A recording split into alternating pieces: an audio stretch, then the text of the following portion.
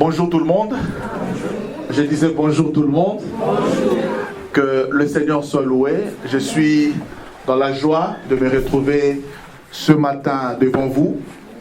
Nous aurons le plaisir tout à l'heure d'accueillir un enfant parmi nous qui sera présenté au Seigneur, l'enfant Londrine. J'ai bien prononcé? Londrine, c'est ça? Voilà. On va le présenter au Seigneur tout à l'heure. Mais ce matin, il y a le Seigneur qui a déposé un message dans mon cœur. Vous savez qu'il y a de cela 2 dimanches déjà, je suis en train de parler sur un thème, la fin de la confusion. Amen. Et le dimanche passé, j'ai insisté sur la nécessité d'avoir la maturité. Amen. Et hier, j'étais en train de peaufiner mon message, de le finir sur les avantages d'avoir la maturité. Je devais conclure ce message-là ce matin, ou cette série d'enseignements. Mais quand nous avons fini de prier avec ma femme vers minuit, on s'apprêtait à aller dormir, j'ai senti dans mon cœur le Seigneur me dire, mets de côté ce message-là. Je voudrais que tu parles sur un autre message. J'ai dit, waouh, Seigneur, à minuit comme ça, commencer encore à travailler. Et le Seigneur a déposé un message clairement dans mon esprit. Je ne sais pas pourquoi le Seigneur m'est conduit à partager avec vous ce message ce matin, mais je crois que cela est d'une importance capitale. Est-ce que quelqu'un me croit? Amen. Je voudrais parler sur les retours de Jésus-Christ. Ce matin, le Seigneur a déposé dans mon cœur de parler sur le thème les retours de Jésus. Mythe ou réalité? S'il te plaît, regarde celui qui est à tes côtés, dis-lui, mythe ou réalité les retours de Jésus? Alléluia. Quand on parle du mythe, on dit un mythe ou une mythe? Un mythe. Quand on parle des mythes, je pense que c'est quelque chose dont on entend parler, mais qu'on ne voit jamais. Il y a beaucoup de nous qui commençons à penser que le retour de Jésus, c'est un mythe. On en a tellement entendu parler qu'on commence à se poser des questions. Est-ce que c'est vraiment vrai? Alléluia. Et ce matin, je voudrais aider quelqu'un à lui faire comprendre que le retour de Jésus n'est pas un mythe, mais c'est une réalité. Alléluia. Si on peut s'élever pour lire quelques portions des Écritures, je voudrais que vous puissiez être vraiment concentrés déjà à la lecture de la parole, que vos pensées ne se dispersent pas, parce que peut-être qu'à cause du temps, je n'aurai pas à exploiter tous les textes, mais au moins si tu peux l'écouter, ça pourra déjà te faire du bien. Et je voudrais rappeler à chacun que le mercredi prochain, je vais continuer le thème de la maturité. Je finirai ça le mercredi. Donc, s'il te plaît, viens mercredi à la prière, Dieu te fera du bien. Amen. Je parlerai sur les avantages de la maturité en Christ. Lèvons-nous s'il vous plaît, on va lire la parole. Je suis dans Luc chapitre 17. Luc 17, nous pouvons déjà écrire, comme ça on va lire pour ceux qui écrivent. Luc 17, 34 à 36. Nous lirons aussi Jean chapitre 14, 2 à 3. Jean 14, 2 à 3. Et puis Apocalypse chapitre 3, verset 11. Et puis nous irons toujours dans Apocalypse au chapitre 22. Nous lirons cette fois-là le verset 12, 17 et 20. Apocalypse 22, 12, 17 et 20. Et enfin, je vais conclure cette série de lectures par 1 Thessaloniciens chapitre 4, du 13e verset jusqu'au verset 18e. 1 Thessaloniciens 4, 13 à 18. Je m'en vais donc lire le premier texte au nom de Jésus. Luc 17, 34 à 36. Je vous le dis en vérité, en cette nuit-là, de 2 personnes qui seront dans un même lit, l'une sera prise et l'autre est laissée. Des 2 femmes qui moudront ensemble. L'une sera prise, l'autre est laissée. De deux hommes qui seront dans un champ, l'un sera pris et l'autre est laissé. Jean 14, 2 à 3. Il y a plusieurs demeures dans la maison de mon Père. Si cela n'était pas, je vous l'aurais dit. Je vais vous préparer une place. Et lorsque je m'en serai allé et que je vous aurai préparé une place, je reviendrai et je vous prendrai avec moi afin que là où je suis, vous y soyez aussi. Apocalypse 3, verset 11. Je viens bientôt. Je viens bientôt. Retiens ce que tu as, afin que personne ne prenne ta couronne. Apocalypse 22, le verset 12, 17 et 20. Voici, je viens bientôt, et ma rétribution est avec moi, pour rendre à chacun selon ce que son œuvre. 17. Et l'esprit et l'épouse disent, viens. Et que celui qui entend dise, viens. Et que celui qui a soif vienne. Que celui qui veut prenne de l'eau de la vie gratuitement. 20. Celui qui atteste ces choses dit, oui, je viens bientôt. Amen. Viens, Seigneur Jésus. Le dernier texte à partir duquel je vais commencer ma prédication ce matin, c'est dans 1 Thessaloniciens 4, 13 à 18. Nous ne voulons pas, frères, que vous soyez dans l'ignorance au sujet de ceux qui dorment, afin que vous ne vous affligiez pas comme les autres, qui n'ont point d'espérance. Car si nous croyons que Jésus est mort, car si nous croyons que Jésus est mort et qu'il est ressuscité, croyons aussi que Dieu ramènera par Jésus et avec lui ceux qui sont morts. Voici en effet ce que nous déclarons d'après la parole du Seigneur. Nous les vivants, restés pour l'avènement du Seigneur, nous ne dévancerons pas ceux qui sont morts, car le Seigneur lui-même a un signal donné, à la voix d'un archange et au son de la trompette de Dieu, descendra du ciel, et les morts en Christ ressusciteront premièrement. Ensuite, nous les vivants qui serons restés, nous serons tous ensemble enlevés avec eux sur des nuées, à la rencontre du Seigneur dans les airs. Et ainsi, nous serons toujours avec le Seigneur. Consolez-vous donc les uns les autres par ces paroles. Parole du Seigneur. Est-ce qu'on peut acclamer la parole de Dieu ce matin? Je disais d'acclamer la parole. Je ne dis pas d'acclamer un homme, mais je dis d'acclamer la parole de Dieu. C'est la parole de Dieu que nous acclamons. C'est la parole de Jéhovah que nous acclamons. Que le Seigneur soit loué ce matin. Alléluia. Merci de prendre place. Bien-aimés dans le Seigneur, je suis conscient que le genre de message que je vais prêcher ce matin ne suscite pas forcément beaucoup d'enthousiasme. Alléluia. Je suis conscient que le genre de message que je prêche ce matin, je ne m'attends pas à beaucoup d'amen, à beaucoup d'alléluia. Mais ce que je m'attends surtout, c'est que ton esprit soit ouvert, que ton cœur soit disposé à écouter ce que Dieu veut te dire ce matin. Le retour de Jésus-Christ, un mythe ou une réalité?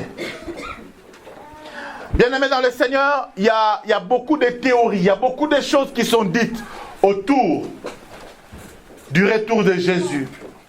Je ne vais pas aller dans des polémiques inutiles, mais je voudrais plutôt ce matin m'efforcer à recadrer les choses autour de la parole du Seigneur, autour de la parole de Dieu. Amen. Amen. Amen. La première question que nous avons le droit de nous poser, mais avec tout ce que nous entendons, qu'est-ce qui peut nous prouver vraiment que Jésus va revenir? Qu'est-ce qui nous prouve que Jésus va revenir? Alléluia. Et pour répondre à cette question, je dirais ceci. Dans le dernier texte que nous venons de lire, écoutez ce qui est dit. Dans le verset 14. Car si nous croyons que Jésus est mort et qu'il est ressuscité, croyons aussi que Dieu ramènera par Jésus et avec lui ceux qui sont morts. Bien aimé, ce qui nous permet de croire que Jésus reviendra, c'est le fait qu'un jour il soit né. Amen. Si nous pouvons croire que Jésus reviendra, c'est parce qu'un jour Jésus-Christ est né. Alléluia.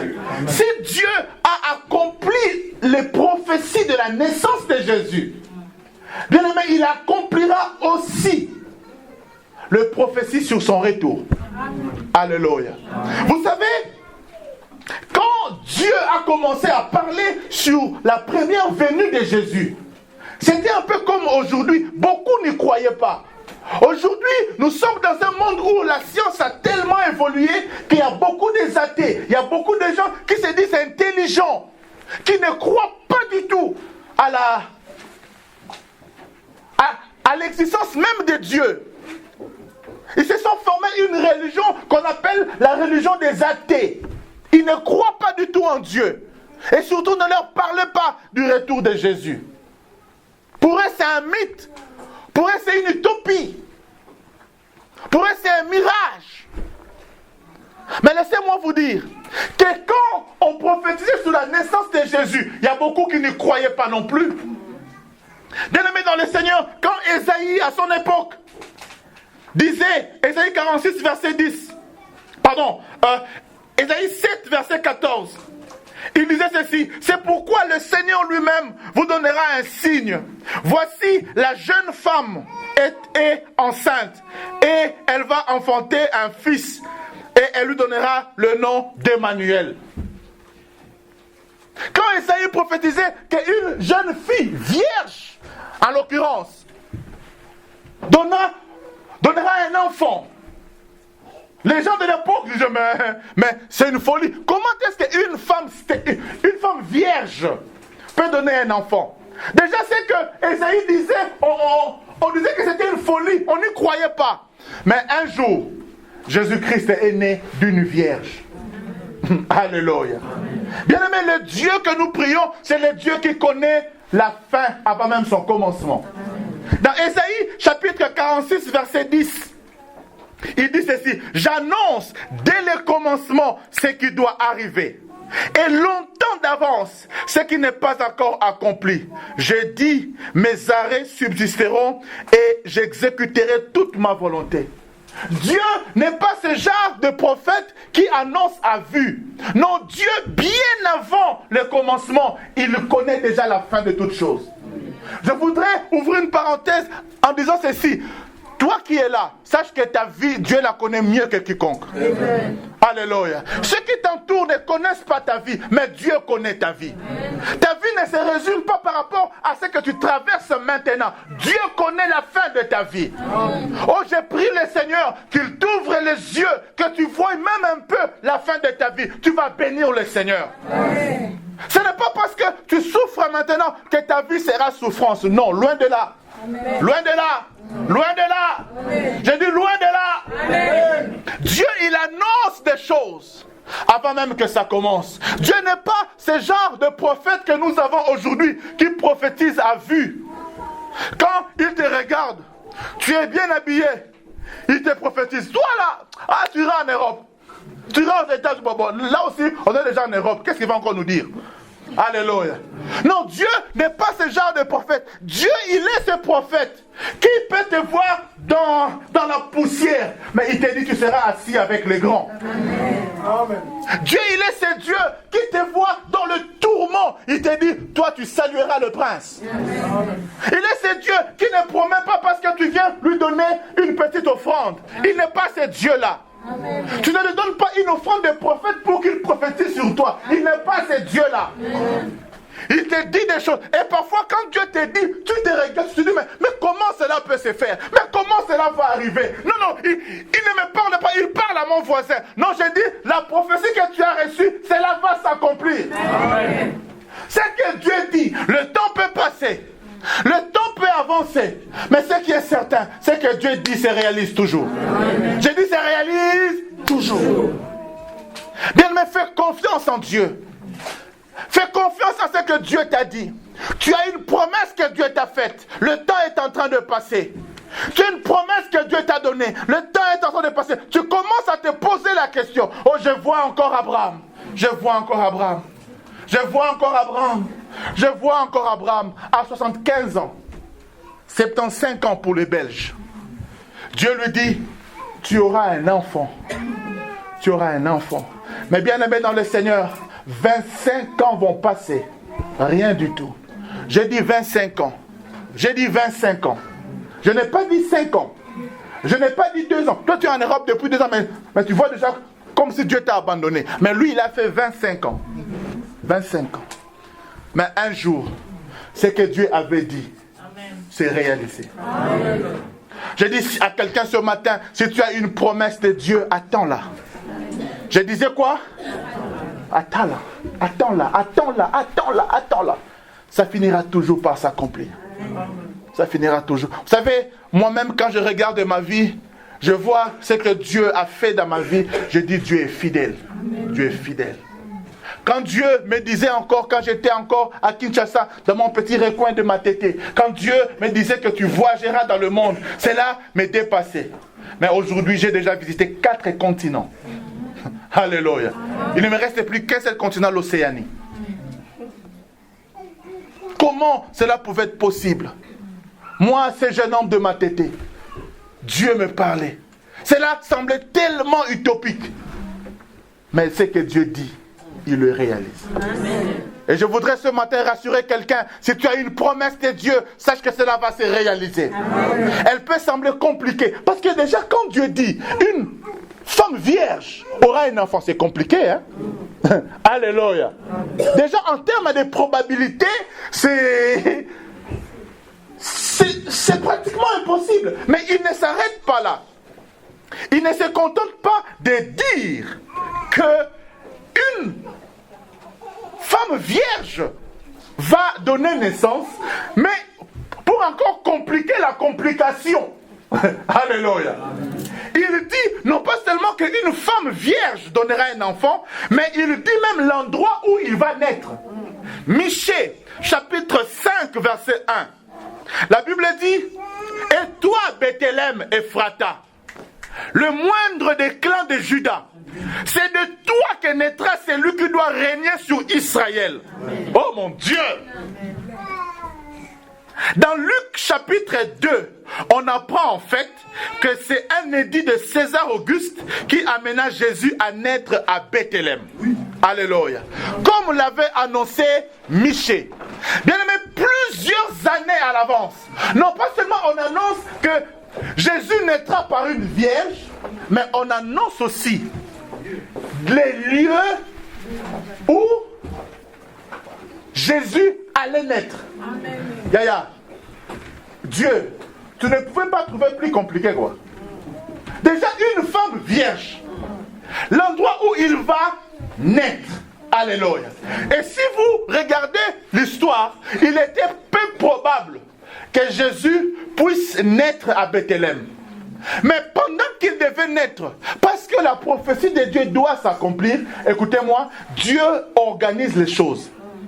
Pendant que Marie était enceinte, il y a une loi qui sort de la part de César Auguste pour pousser tous les gens à aller s'enregistrer, à aller faire le recensement dans leur nation, dans leur village. Et donc Joseph était obligé de retourner à Bethléem.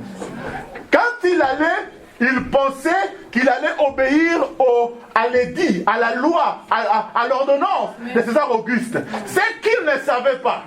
Il était en train d'aller accomplir la prophétie de Dieu. Cela semblait une persécution. Mais en réalité, la persécution le poussait à la destinée. Le poussait à réaliser ce que Dieu avait déjà promis. Je voudrais dire à quelqu'un ce matin, les circonstances de la vie peuvent être mauvaises, mais sache que tout ce qui arrive, la Bible déclare, toutes choses concourent au bien de ceux qui aiment Dieu. Ce matin, je voudrais dire à quelqu'un, le problème que tu traverses, en fait, ce ne sont pas des problèmes, mais cela te pousse à aller rencontrer ta destinée, à aller rencontrer ta prophétie. Oh mon Dieu, aller rencontrer ce que Dieu t'a promis. Tout problème n'est pas problème. Tout problème n'est pas problème. Il y a certains problèmes, quand ça arrive, ça te pousse à aller de l'avant. Il y a des moments où Dieu veut que tu bouges, mais toi tu es tellement confortable. Alors Dieu parfois, il cherche à créer des situations pour te pousser à aller atteindre ta destinée. Oh, je voudrais dire à quelqu'un, il y a un problème qui va arriver, et je prie que ça arrive très vite pour te pousser à atteindre ton million qui t'attend.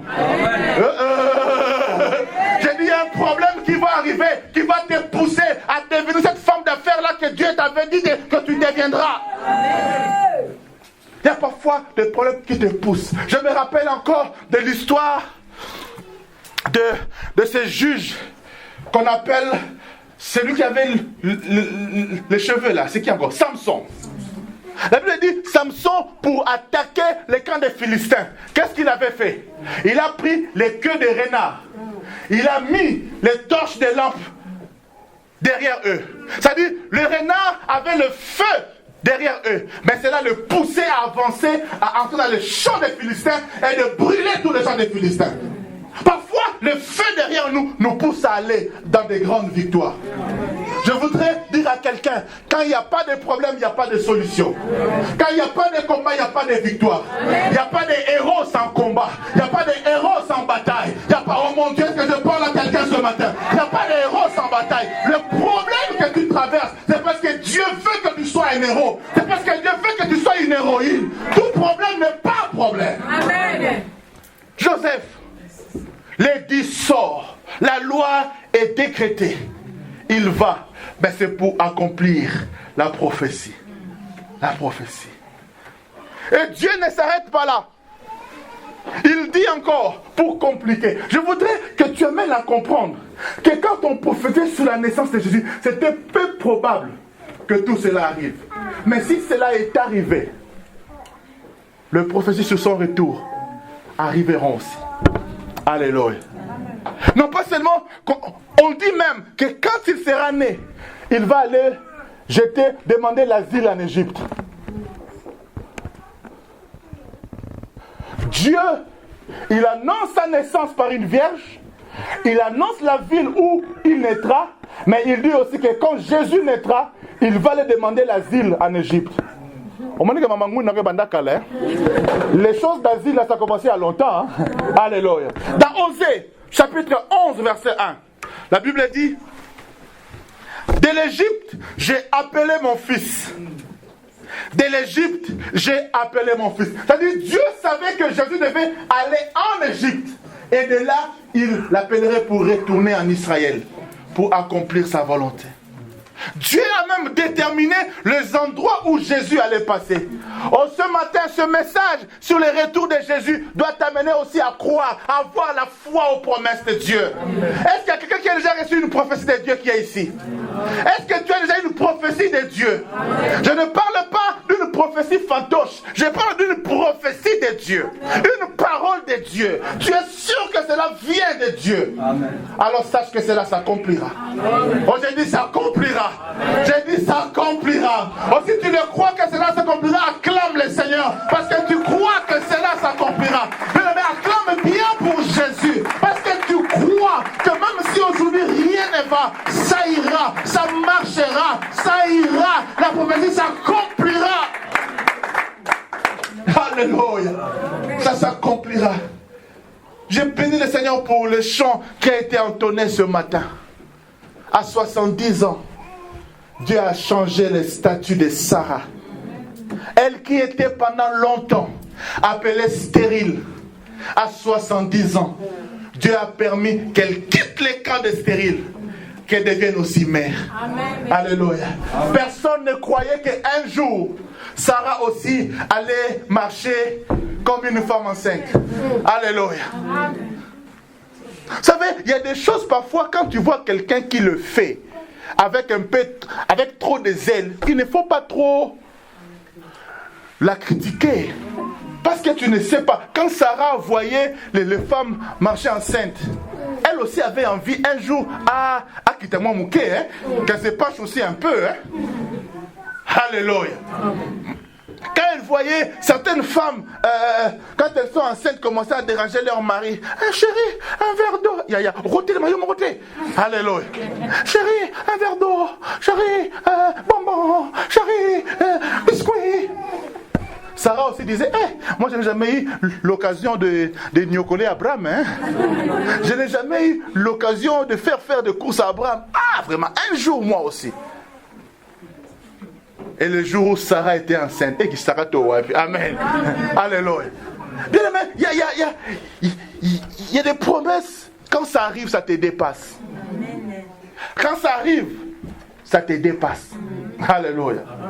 Vous savez, ce témoignage, ça peut sembler rien pour certains d'entre nous. Mais pour moi, c'est vraiment un grand témoignage. Vous savez, en 97, Mzee Kabila est entré, Mobutu est parti, c'est-à-dire il y avait des bandades. Et je me rappelle, nous étions en train de traverser des moments très difficiles dans ma famille, très difficiles. Mais je m'étais accroché au Seigneur. Et un jour, pendant que nous étions dans une retraite de prière, je me rappelle toujours au quartier Baoumbu à Matete, chez un frère. Nous étions en train de prier. Et là, le Seigneur vient me dire, Miché, tu voyageras dans le monde.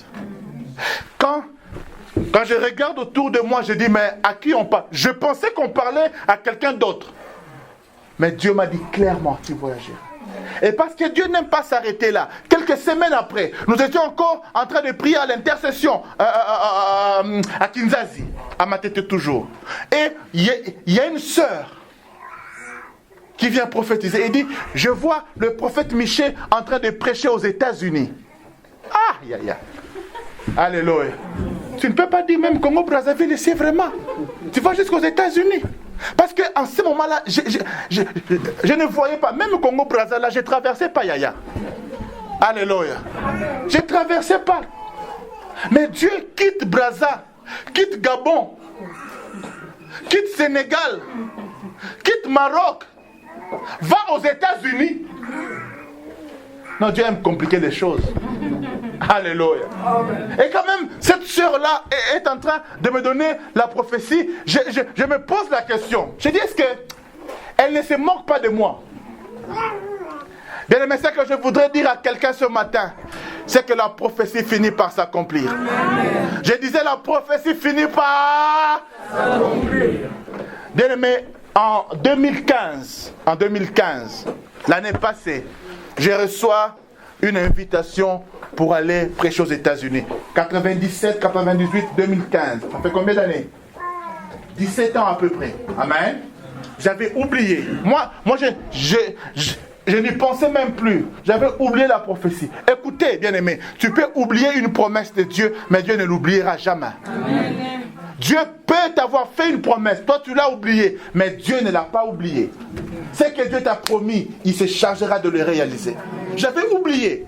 Et quand j'arrive aux États-Unis en 2015, on vient me prendre pour aller prêcher. Pendant que nous allions, le Saint-Esprit me rappelle. Il me dit, Miché, tu te rappelles encore, en 97, là, sur les Nat, Nabitoko, à Kinzazi, je t'avais dit que tu prêcheras aux États-Unis. Yaya, là où j'ai crié moi-même. Hey! Et puis c'est notre somme en Zambe. Ça a mis à moi la crainte de Dieu. J'ai dit, oh, ce que Dieu promet, il le réalise. Ce matin, je voudrais dire à quelqu'un, même si la promesse de Dieu tarde, sache que ça finira par s'accomplir. Amen. Ça peut prendre du temps que ça prendra, mais ça finira par s'accomplir. Alléluia. Crois aux promesses de Dieu. Jésus-Christ, sa naissance, c'était comme une utopie, mais ça finit par se réaliser. Et lui-même, à part le fait de sa naissance, il a parlé aussi sur sa mort. Déjà, nous avons vu que sa naissance était très compliquée. Mais toutes les prophéties sur la naissance de Jésus se sont réalisées. Et lui-même, pendant qu'il était en vie, dans Matthieu chapitre 17, verset 22, Matthieu 17, 22, il dit, le Fils de l'homme va être livré aux mains des hommes. Ils les tueront, mais le troisième jour, il ressuscitera. Oh mon Dieu. On a prophétisé sur sa naissance. Mais là, il nous prophétise sur sa mort. Non pas seulement il s'arrête sur sa mort, mais il dit aussi 3 jours après, il le ressuscitera. Vous savez, au Congo, on a eu des gens qui se sont donné des noms de dieux, qui ont tenté de dire le jour où ils mourront, et après 2 jours ils ressusciteront. Qui ont connu les balembong et tout ça. Jusqu'aujourd'hui, on attend qu'ils ressuscitent. Alléluia. Mais Jésus, il a dit que je mourrai, non pas 1 semaine, non pas pour tâtonner, il dit 3 jours. Je ressusciterai. Et 3 jours après, il était ressuscité. La prophétie s'était réalisée. La prophétie s'était réalisée. Et quand on parle de sa mort, il y a encore des prophéties qui ont été faites bien avant sur la mort de Jésus. Et toutes ces prophéties-là se sont réalisées. Dans Psaume chapitre 22, Psaume 22, si vous lisez le verset 17 à 20 ou 22 à 24, écoutez ce qui est dit dans Psaume. Psaume a été écrit plusieurs années avant la naissance même de Jésus. Et au moment où le psalmiste est en train d'écrire cette prophétie, la crucifixion n'a pas encore été mise comme mode de punition. Parce que ce sont les Romains qui vont instituer cela. Alléluia. C'est-à-dire, même quand David, le psalmiste, parle de cela n'existait même pas. Mais il dit, il me perce les mains et mes pieds. Psaume 22, 17, 20, 22, 24. Il dit, il perce mes mains et mes pieds. Et cela s'agit bien évidemment de la crucifixion. Il dit, je peux compter tous mes os. Ces gens me voient, ils me regardent. Ils partagent entre eux mes habits. Ils tirent au sort mon vêtement. C'est-à-dire, tout ce qui s'est passé à la croix, c'est ce que le psalmiste est en train d'indiquer ici. Comme vous le savez, à la croix, les gens ont tiré au sort les vêtements de Jésus. Oh, à la croix, Jésus était nu. On pouvait compter ses os. Il était nu à la croix. Les prophéties sur la naissance se sont réalisées. Les prophéties sur la mort se sont réalisées. Et quand on parle de la mort de Jésus, c'était un peu comme une utopie. Parler de la crucifixion à cette époque-là, c'était une utopie. Et non pas seulement Jésus parle de sa mort, mais il dit même, il ne dit pas seulement que je mourrai et je ressusciterai, mais il dit aussi que l'un de vous me trahira. Alléluia. Amen. Dans Marc 15, Jésus leur déclara, je vous l'ai dit, l'un de vous qui mange avec moi va me livrer. Jésus lui-même avait prophétisé que quelqu'un allait livrer. Mais toutes les prophéties se sont réalisées. Et je voudrais vous dire ceci, face à l'évolution de la science, si tout ce que Jésus avait dit était faux, vous allez entendre des gens avec toutes les recherches, parce qu'il y a des gens jusqu'aujourd'hui qui cherchent le corps de Jésus, parce qu'ils veulent prouver que la Bible est fausse. Mais toutes les tentatives pour prouver que la Bible est fausse ont toujours échoué. Alléluia. Amen. Alléluia. Amen. Parce que Dieu, il est le créateur. Et dans le premier texte que nous avons lu, dans Luc chapitre 17, Jésus parlant, il dit, je vous l'ai dit, en cette nuit-là, 2 personnes qui seront dans un même lit, l'une sera prise, l'autre laissée. Sur les lits, en parlant, dans ce contexte-là, ce n'était pas le jour, c'était la nuit. Amen. Quand Jésus dit, il dit, dans cette nuit-là, deux personnes qui seront dans un même lit, l'une sera prise, l'autre sera laissée. De deux femmes qui moudront ensemble. Amen. De deux femmes qui moudront ensemble. Amen. L'une sera prise, l'autre sera laissée. On ne moud pas la nuit. On moud quand? Le jour. Moudre c'est tout à Liboka. Amen. On ne moud pas la nuit. On moud quand? Le jour. C'est-à-dire, déjà Jésus, à cette époque-là, bien avant Copernic, il avait compris que dans le globe terrestre, il y avait des fuseaux horaires différents. Pendant que au Japon, il serait nuit, en Afrique, il serait jour. Alléluia. Et voilà pourquoi, et ici, il parle de l'enlèvement. Alléluia. Il parle de l'enlèvement. Il dit, quand ce phénomène va arriver, quand cette chose va arriver, il se passera que dans une partie du globe terrestre, il sera nuit.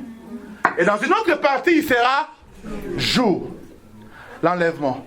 Oh, le temps me manque pour parler de cet événement grandiose qui va précéder la venue de Jésus. Bien-aimé dans le Seigneur, le temps est en train de filer. Mais laisse-moi te dire ceci. Si toutes les prophéties sur la naissance, sur la venue de Jésus, sur la mort, sur la résurrection de Jésus, se sont accomplies, toutes les autres prophéties sur son retour s'accompliront aussi. Amen. Et il nous a donné des signaux sur ce qui va précéder la venue de Jésus, son retour. Parce qu'on lui a posé la question.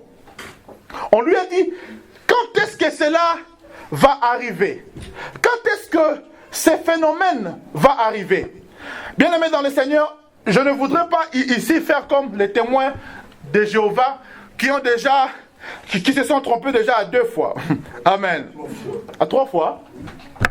Les témoins de Jéhovah qui disent qu'ils interprètent très bien la parole de Dieu avaient déjà annoncé que Jésus-Christ allait rentrer en 1914. Et puis ils se sont échoués. Et puis ils ont dit non, on a commis des erreurs. Il va rentrer en 75. 75 Nzadi. Amen. Ça a raté. Donc n'attendez pas qu'aujourd'hui, moi je vienne vous dire que Jésus va rentrer en 2017 au Télémisou. Amen. Je ne donnerai pas de date. Parce que Dieu lui-même, quand les disciples sont allés lui poser la question, Seigneur, mais dis-nous, quand est-ce que cela va arriver? Christ leur dit, ce n'est pas à vous à connaître les temps ou les saisons que le Père a réservées de sa propre autorité. Ce n'est pas à nous de chercher à connaître. Parce que si on savait que Jésus allait rentrer mardi, lundi, je vais pécher même jusqu'à lundi. Alléluia. Et puis lundi, paf, je bonbonne le cœur. Lundi, paf, je change. Hypocrite. Amen. Parce que tu sais que Jésus va rentrer mardi. Alors Jésus a dit, je n'annoncerai pas le jour. Mais soyez prêts. Alléluia. Soyez prêts. Et Christ ne nous a pas laissés comme ça. Il nous a quand même donné des signes avant-coureurs. Des signes qui démontrent que Jésus va rentrer. Et le signe le plus fort, c'est le retour d'Israël en 1948. Alléluia. Amen. Vous savez, quand Jésus, avant de partir, il va regarder Jérusalem. Il dit, je pleure pour cette ville. Parce qu'avant la fin de cette génération, dans cette ville, il ne restera plus pierre sur pierre. Tout sera détruit. Et quand Jésus disait cela, ça semblait une folie. Jérusalem, une grande ville comme ça, que ça soit totalement anéanti. Mais comment cela peut arriver? Bien aimé, Jésus-Christ avait dit, cette génération ne finira pas. Une génération, c'est à peu près 40 ans. Amen. Et Christ, quand il parlait de cela, il avait à peu près 30 ans. Amen. Parce que rappelez-vous que Christ est mort à 33 ans. Et ça, c'est un fait historique. En 70, le général Titus est entré à Jérusalem. Il a ravagé Jérusalem. Il a tout détruit. La prophétie s'est réalisée. Mais il y a des prophéties qui disaient que quand même Israël serait dispersé, un jour, il retournera ensemble. Et en 1948, la nation d'Israël, d'une manière miraculeuse, s'est reconstituée. Alléluia. Et quand Israël, parce que Israël c'est la montre de Dieu. Du moment où Israël était dispersé, les temps étaient un peu interrompus. Les comptages de la prophétie, et le temps me manque pour parler de 70 semaines de Daniel. C'était interrompu. Mais quand Israël s'est reconstitué, la prophétie a repris cours. Bien, mais le fait que Israël soit encore une nation, pour ceux qui lisent, c'est déjà un grand signe. Alléluia. Non pas seulement Israël, mais la Bible dit aussi qu'il y aura des tremblements de terre. Oh, quelqu'un me dira, mais des tremblements, il y en a toujours eu. Oui, mais pas comme ces dernières années. Dernièrement, je ne sais pas si vous avez suivi en Italie, à moins d'une semaine, il y a eu à peu près 4 tremblements de terre. Alléluia. On nous a annoncé des bruits de guerre. C'est pas le bruit. Bien aimés dans les Seigneurs, aujourd'hui, ce n'est pas seulement des bruits, mais nous vivons des guerres. La France semble être en paix, mais il n'y a pas très longtemps, le Premier ministre disait lui-même que la France est en guerre. Je voudrais déjà dire à certains d'entre nous que ce phénomène de terrorisme ne va pas en diminuant, mais ça va encore empirer. Mais je sais une chose, que 1000 tombent à ma gauche, 10 000 à ma droite, toi tu ne seras pas atteint. Parce que Dieu te protégera toujours. Aucun palmier ne sera atteint par un acte de terrorisme. Parce que Dieu te protégera. Mais sachez que cela va arriver. Parce que cela a été prophétisé. Bien aimé, l'Église, la Bible dit je pense dans 2 Timothée, si je ne me trompe pas, la Bible dit au temps de la fin, il y aura plusieurs mauvaises choses, même au sein de l'Église. Oh, vous allez m'excuser parce que le texte est en train de m'échapper. Mais la Bible dit, l'Esprit dit expressément, au dernier temps, il y aura une augmentation de péché, d'égoïsme, même au sein de l'Église. Alléluia. Plusieurs seront égoïstes et hypocrites au sein de l'Église. Est-ce que ce n'est pas un peu ce que nous voyons là? Pose un peu la question à ton voisin. Est-ce que tu n'es pas l'hypocrite que Dieu... Bon, donc il ne répond pas, mais pose seulement la question que tu n'es pas l'hypocrite dont la Bible parle. Alléluia. Bon, qu'ils ne répondent pas, on ne veut pas de problème. Alléluia. Mais pose seulement la question. Bien aimé, aujourd'hui, sincèrement, et je bénis Dieu pour le message que nous avons prêché sur la maturité le dimanche passé. Il y a beaucoup de gens, on s'est dit chrétiens, mais nous sommes de vrais hypocrites. Amen. Moi, je me rappelle encore, quand il y a plus de 20 ans maintenant, on a donné notre vie à Jésus. L'amour de Dieu était très fort à nous.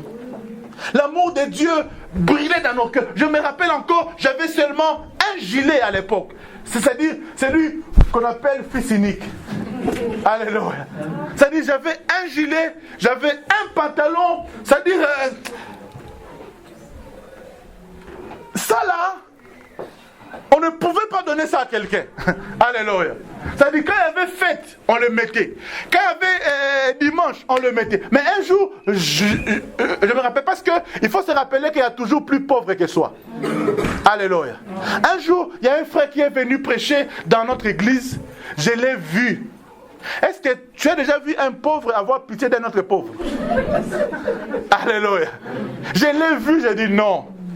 Moi je manque, mais lui là non, il manque au carré.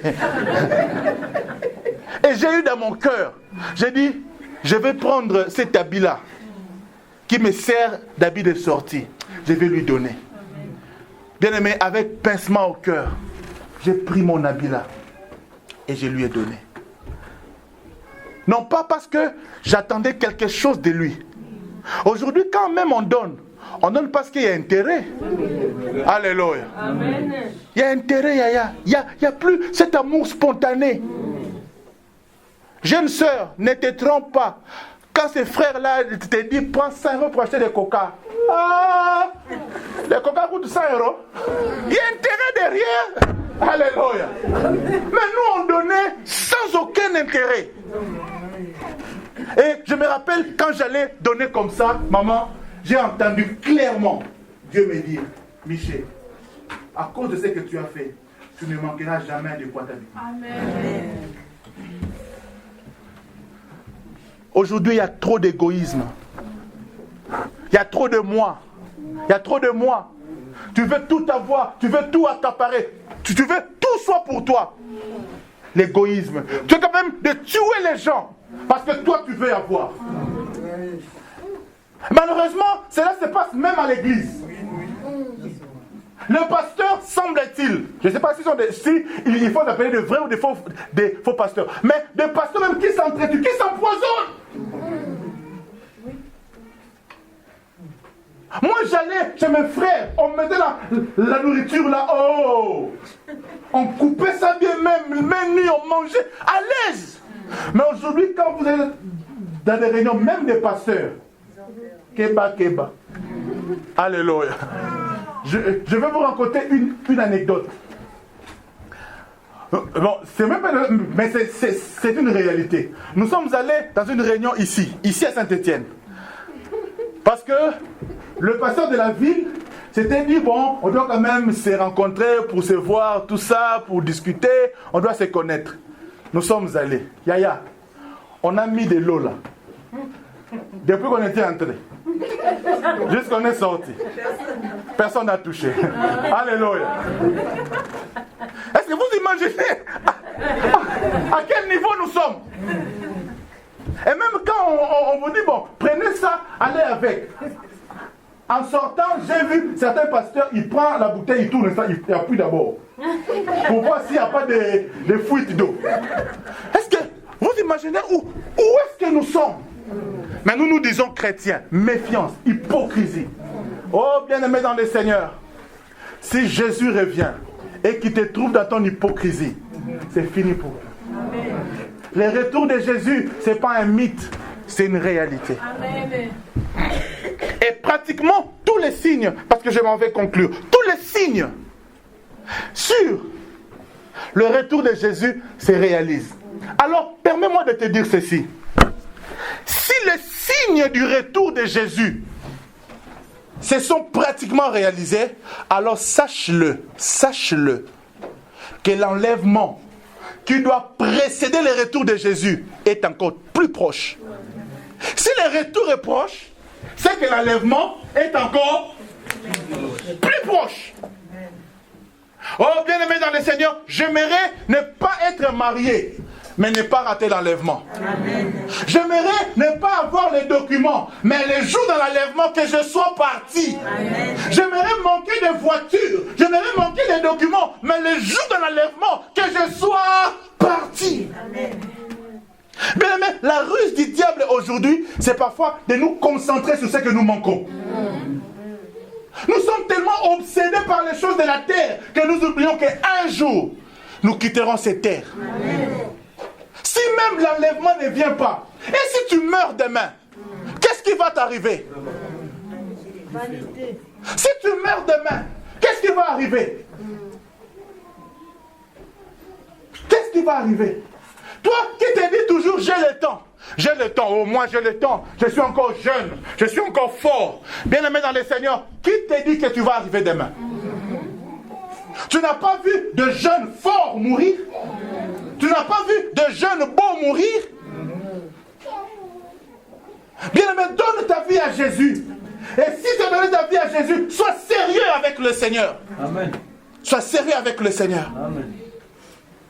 À quoi ça sert qu'on te voit ici frère, qu'on t'appelle pasteur, mais Dieu ne te connaît pas? Amen. Oh, il y a une prophétie que je crains, et c'est Jésus qui a dit.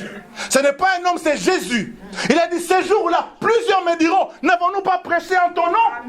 N'avons-nous pas prophétisé en ton nom? N'avons-nous pas fait des miracles en ton nom? Amen. Jésus leur dit, je leur dirai, Je ne vous ai jamais connu. Amen. Oh mon Dieu, je ne voudrais pas ces jours-là, après vous avoir prêché, que Jésus me dise, loin de moi, je ne t'ai jamais connu.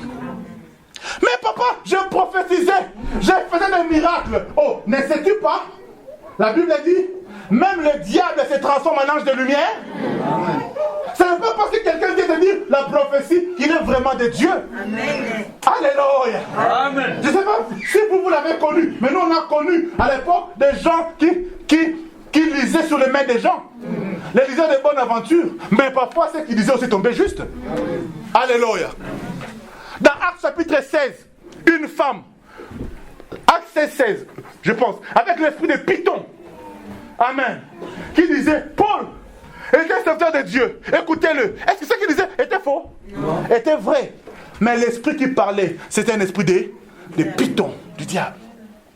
Bien aimé dans les scènes, on ne te trompe pas. Ça fait 10 ans, 5 ans, 6 ans, 20 ans, 30 ans que tu t'assois sur une chaise à l'église. Oh, quelle pitié que ce jour-là, après 30 ans, que Dieu te laisse. J'ai dit toujours ici, on n'est pas chrétien quand on est ici à l'église. Amen. Sois chrétien dehors. Amen. Quand personne ne te voit. Amen. Quand personne ne te voit, là sois chrétien. Amen. Là sois chrétien.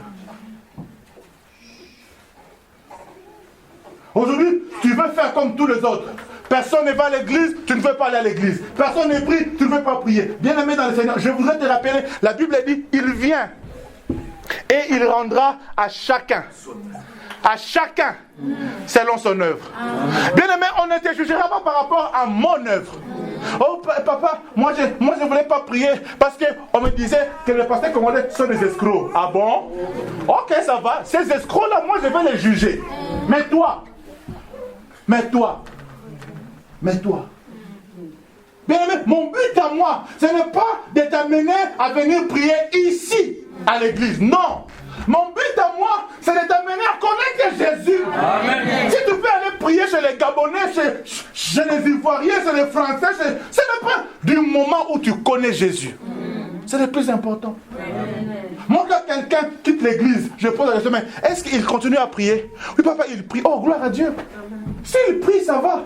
Nous sommes des frères dans le Seigneur. Si on se voit, on se salue. Ah, on n'est pas des ennemis. Bien aimé, ce n'est pas parce que quelqu'un ne prie pas chez les palmiers qu'il n'est pas un enfant de Dieu. L'église dont Jésus parle, ce n'est pas le centre évangélique des palmiers. C'est l'église corps du Christ. Nous avons des frères aussi dans d'autres églises. Ce ne sont pas tes ennemis. Le plus important, c'est qu'ils connaissent le Seigneur. Un jour, je même dis, nous serons surpris de voir certains catholiques au ciel. Nous serons surpris, hein? Alléluia. Amen. Parce que la condition du salut, c'est quoi? C'est de reconnaître dans son cœur Jésus comme Seigneur et Sauveur. Et si ils l'ont reconnu, si un catholique sincèrement l'a reconnu, qui es-tu pour dire qu'il ne sera pas sauvé? Alléluia. Amen. Qui es-tu? Dieu seul s'est décidé. Est-ce que j'encourage les gens à aller à l'église catholique? Non. Alléluia. Amen. Mais je dis ceci. Nous pouvons être surpris. Donne ta vie à Jésus. Ce voleur-là, à la croix, à la dernière minute, il a donné sa vie à Jésus. Il a donné sa vie à Jésus. Et Jésus l'a sauvé. Toute sa vie, c'était un voleur. Tout le quartier le connaissait voleur. Mais nous serons surpris, papa Bruno. Ce jour-là, tu entres comme ça à la croix, tu vois Django. Alléluia. Mais il a donné sa vie quand? Bien aimé, même à la dernière minute, si tu donnes ta vie à Jésus, Jésus peut te sauver. Est-ce que tu peux dire Amen bien? Amen. Donne-moi un bon Amen. Amen. Yaya, quel que soit ce que tu as fait hier, si tu peux donner ta vie à Jésus, Jésus est capable de te pardonner et de changer ta vie. Amen. Est-ce que tu m'entends? Amen. Est-ce que tu m'entends? Amen. Je m'en vais conclure en disant ceci. Bien-aimé dans le Seigneur, tu n'as pas le temps. J'ai dit, tu n'as pas le temps. Si le Seigneur a permis qu'en ce jour, tu puisses écouter ce message, c'est parce que Dieu t'aime. Je ne sais pas à qui cela est destiné. Je ne sais pas ce message est pour qui. Mais je sais une chose. Je sais une chose. La Bible dit, si aujourd'hui tu entends ma voix, n'endurcis pas ton cœur. Amen. Donne ta vie à Jésus. Jésus est celui qui te permet d'éviter l'enfer. Jésus est celui qui te permet d'échapper à la mort. Jésus est celui qui te permet de te secourir. Que tu sois secouru. Quelles que soient les erreurs que tu as commises hier, Dieu ne les regarde plus.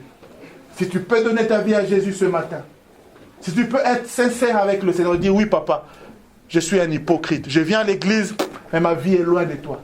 Ce que je fais est loin de ce qu'un enfant de Dieu peut faire et doit faire. Mais ce matin, je veux me réconcilier avec toi. Bien, mais il y a des jours où il ne faut pas rater. Il y a des jours où il ne faut pas regarder qui est à ta gauche, qui est à ta droite. Il y a des décisions qu'il faut prendre seul, en toute conscience. Parce que c'est de l'éternité qu'il s'agit. Donner sa vie à Jésus, c'est de l'éternité qu'il s'agit. Vous savez, moi, je suis toujours reconnaissant. Non pas à celui qui m'a donné ma première voiture. Non pas à celui qui m'a donné mon premier costume ou 5 000 €, non. Je suis toujours reconnaissant et je ne l'oublierai jamais. La personne qui m'a présenté Jésus. C'est le meilleur des cadeaux. Nous nous approchons à la fin de l'année. On s'échange des cadeaux. Mais le meilleur des cadeaux que je puisse te faire, c'est de te présenter Jésus. Amen. Si tu peux, parce qu'un cadeau, on peut l'accepter, on peut aussi les refuser. Ce matin, je te présente le meilleur des cadeaux. Amen. Je te présente Jésus, Amen. Qui t'aime comme personne ne peut t'aimer, Amen. Qui revient juste pour toi. Ce matin, il est là. Il est là. Si tu peux prendre la décision de dire, je donne ma vie à Jésus, sache que quelles que soient tes erreurs, il va te pardonner. Et tu auras l'honneur d'être appelé enfant de Dieu. Nous allons nous lever, nous tous. Nous allons prier. Chacun de nous sait, chacun de nous connaît où est-ce qu'il peut se situer par rapport à ce message. Il est là. Il est là.